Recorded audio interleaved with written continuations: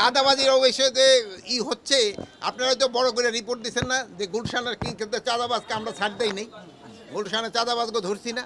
কোনো চাঁদাবাজকে ছাড় দেওয়া হবে না, সে যত বড় লোকই হোক এবং যত প্রভাবশালী হোক না কেন, কাকেই ছাড় দেওয়া হবে না।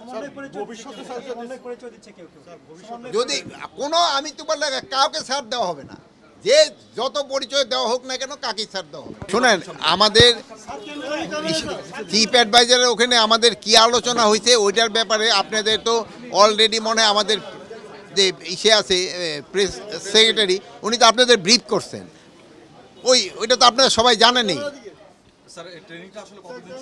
আমাদের যে ট্রেনিংটা, পুলিশের যে ট্রেনিং, এটা আমরা অগাস্ট মাস থেকে শুরু করব। কিসের ট্রেনিংটা? তো ধর এক ব্যাচ যাবে, আরেক ব্যাচ আসবে, এক ব্যাচ যাবে, আরেক ব্যাচ আসছে ইলেকশনের আগ পর্যন্ত।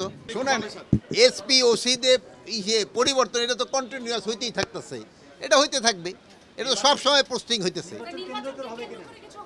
নির্বাচন কেন্দ্র করে হবে কিনা সে সময় আপনারা হইলে দেখতে পারবেন। এখন থেকে প্রস্তুতি হলো, আজকে হলো আমরা প্রস্তুতি নিতেছিলাম, যেটা জিজ্ঞেস করেন না, এটা মাদকের ব্যাপারে, যে মাদকটা কিন্তু আমাদের সমাজে যেইভাবে রন্ধে রন্ধে ঢুকে গেছে, এইটারে কিভাবে বন্ধ করা যায়। এই জন্য আমরা কক্সবাজারও আপনারা জানেন, আমরা বিরাট একটা হাই কমিটি গিয়েছিলাম এবং তাদের যে অ্যাচিভমেন্টটা কী এইটা দেখার জন্য।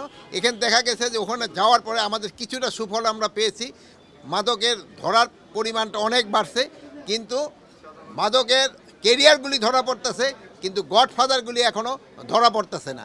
গডফাদারগুলি ধরা না পড়ার আমাদেরও কতগুলি সংস্থা আছে, তাদেরও কিছুটা দায় রয়ে গেছে। আমরা সবার থেকে সব ধরনের সহযোগিতা পাচ্ছি না, কাদের থেকে সহযোগিতা পাচ্ছি না এইগুলি আমি আপাতত বলতে চাচ্ছি না, বাট অনেক আছে যাদের থেকে আমরা সহযোগিতা পাচ্ছি।